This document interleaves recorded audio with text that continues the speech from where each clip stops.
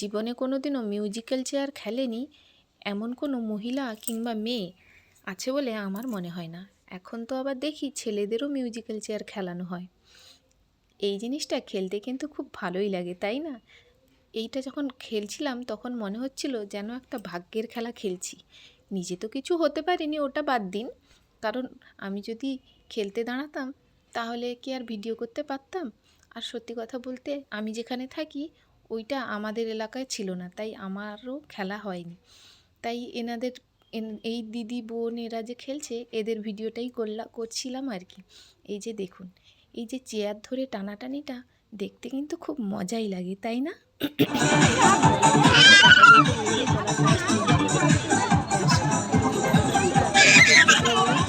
দেখতেই পাচ্ছেন একদম শেষের পথে কতজন থেকে খেলে খেলে এই দিদি আজকে গিফট নিয়ে নিল।